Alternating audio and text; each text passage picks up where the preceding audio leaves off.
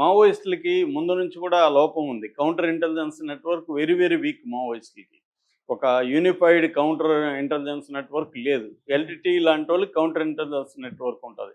అంటే enemy intelligence నెట్వర్క్‌ని అర్థం చేసుకొని దాన్ని బ్రేక్ చేసేదానికి ఒక కౌంటర్ ఇంటెలిజెన్స్ నెట్వర్క్ ఉండాలి. మావోయిస్టులకు ముందు నుంచి కూడా ఆ లోపం ఉంది. సో దీనివల్ల ఏమవుతుందంటే ఎనిమీ ఇంటెలిజెన్స్ ఏంటి? ఎనిమీ మెథడ్స్ ఏంటి? దానికి అనుగుణంగా మనం ఏం తీసుకోవాలనే దగ్గర గ్యాప్ కనబడుతుంది మనకి. ఇక్కడ కూడా అదే కనబడుతుంది. వీళ్ళకి ముందే అర్థమైంది అటాక్ చేస్తారు ఏప్రిల్, మేలో అని. అటాక్ చేస్తున్నప్పుడు ఒక 70 ఏళ్ల వయసున్న బసవరాజు అనే లీడరు అక్కడ ఉండాల్సిన అవసరం లేదు. ఎందుకంటే నిర్బంధం ఎక్కువ ఉన్నప్పుడు ప్రాణాలు కాపాడుకోవడమే ఫస్ట్ ప్రయారిటీగా ఉండాలి.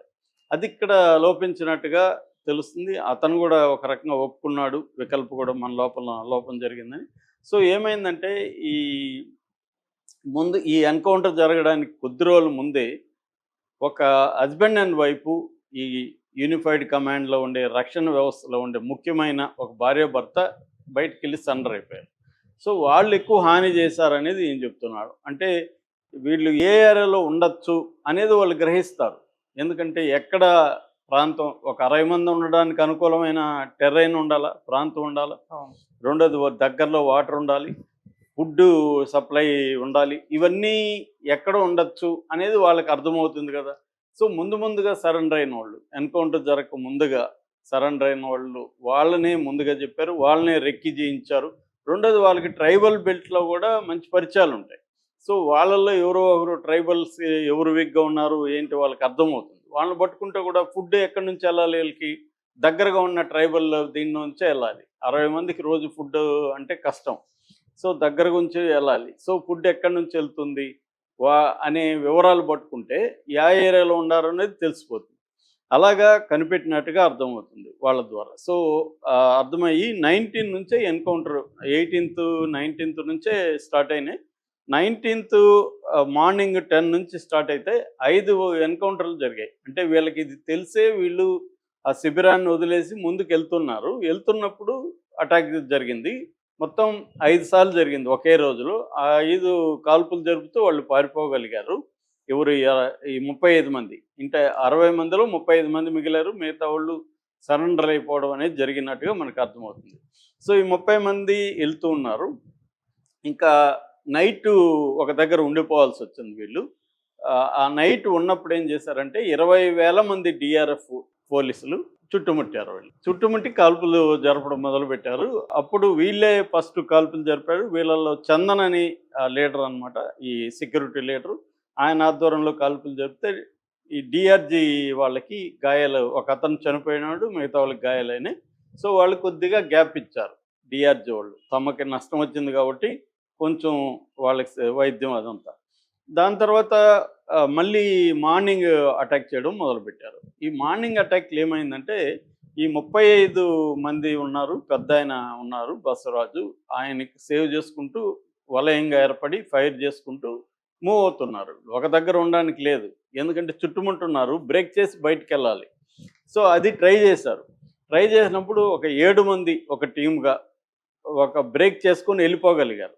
అంటే వలయం ఉంది, ఆ వలయంలో కాల్పులు జరుపుకుంటూ వాళ్ళు ఎప్పుడైతే మనం కాల్పులు జరిపినప్పుడు అవతల వాళ్ళు కొంతమంది గాయాలయ్యి కొంతమంది సైలెంట్ అవుతారు. ఆ గ్యాప్లో వీళ్ళు వెళ్ళిపోగలిగారు 7 మంది. మిగతా 28 మంది వెళ్ళిపోలేకపోయారు. ఎందుకంటే ఈ లోపల వాళ్ళు తేరుకొని షెల్లింగ్ అని రాశాడు ఈయన. విపరీతంగా బుల్లెట్ల వర్షం కురిపిస్తున్నారు. ఈ బుల్లెట్ల వర్షం లోపల బయటికి వెళ్ళడానికి వీళ్ళ వల్ల కాలేదు. అలాగా ఇరుక్కుపోయారు. అయితే చివరి ఊపిరున్నంత వరకు కూడా ఆయన్ని ఒక్క చిన్న గీత కూడా పడకుండా ఆయన్ని జాగ్రత్తగా చూసుకున్నారు. 28 మంది ఒక్కొక్కరు చనిపోతూ వస్తున్నారు. చివరి వ్యక్తి మిగిలే వరకు కూడా ఆయన్ని సేఫ్ చేసుకుంటూ ఫైట్ చేశారు. ఫైనల్గా వాళ్ళందరూ చనిపోతే ఈయన ఒక్కడిని మాత్రం ప్రాణాలతో పట్టుకున్నారు. ప్రాణాలతో పట్టుకొని తీసుకెళ్ళి చిత్రహింసలు పెట్టి కాల్చేశారు అనేది ఇప్పుడు వికల్ప్ చెబుతున్నాడు. 7 మంది మాత్రం తప్పించుకొని బయటికి రాగలిగారు. వాళ్ళు చెప్పిన దీన్ని బట్టే మొత్తం ఇదంతా రాసినట్టుగా మనకి అర్థమవుతుంది ఆ 7 మంది. సో ఇక్కడ ఏంటంటే మనకి క్లియర్గా అర్థమయ్యేది వీళ్ళ వైపు నుంచి కూడా, మావోయిస్టుల వైపు నుంచి ముఖ్యంగా నంబాల కేశవరావు పరిస్థితిని అర్థం చేసుకొని దానికి తగినట్టుగా బిహేవ్ చేయడంలో, టెక్ జాగ్రత్తలు పాటించడంలో ఫెయిల్యూర్ కనబడుతుంది.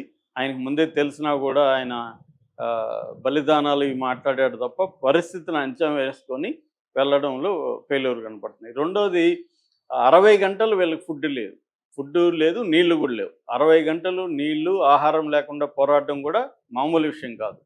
35 మంది, ఇటుపక్క 20,000 మందికేమో ఎప్పటికప్పుడు హెలికాప్టర్ల నుంచి ఫుడ్, వాటర్ వీళ్ళకి సప్లై జరుగుతుంది, వీళ్ళకి లేదు. సో లేకపోయినా కూడా దాదాపు వీళ్ళు 60 గంటలు ఫైట్ చేశారు 35 మంది, 20,000 మంది సైన్యంతో. అంటే ఇట్స్ ఎ గ్రేట్ థింగ్ యాక్చువల్గా. అంటే మావోయిస్టులకు ఉన్న స్పిరిట్ కావచ్చు, ప్రాణాలు తెగించిన ఇది కావచ్చు, కమిట్మెంట్ కావచ్చు, దానివల్లే వాళ్ళు పోరాడగలిగారు. ఇది విన్నింగ్ బ్యాటిల్ కాదు. ఎందుకంటే 35 మందిని 20,000 మంది చుట్టుముడితే బతికే పరిస్థితి ఎక్కడ ఉంటుంది? అయినా కూడా 7 మంది తప్పించుకోగలిగారంటే ఇట్స్ ఎ గ్రేట్ థింగ్. ఈయన వికల్ప ఇంకోటి కూడా ఏమంటున్నాడంటే, ఇంకా ఎక్స్పీరియన్స్డ్ సీసీ సెంట్రల్ కమిటీ నాయకత్వం ఉంది, బలమైన క్యాడర్ ఉంది, మళ్ళీ మేము పుంజుకుంటాం అంటున్నాడు. ఏదేమైనా ఇప్పుడు వాళ్ళ కర్తవ్యం చనిపోకుండా ఉండడమే, ప్రాణాలు కాపాడుకోవడమే. ప్రాణాలు కాపాడుకొని 6 నెలల్లో 1 ఇయర్ ఉంటే మెల్లగా వాళ్ళకి ఏదో ఒక రకంగా మళ్ళీ పట్టు వస్తుంది. సో ప్రస్తుత మావోయిస్ట్ పార్టీ కర్తవ్యం ఏంటంటే ప్రాణాలు కాపాడుకోవడం. ప్రస్తుత సెంట్రల్ గవర్నమెంట్ వాళ్ళ ప్లాన్ ఏంటంటే ప్రాణాలు తీయడం. ఇంతే, ఇది క్లియర్గా. సో వీళ్ళు మేబీ దీని నుంచి గుణపాఠాలు నేర్చుకొని జాగ్రత్తగా ఉంటారేమో చూడాలి.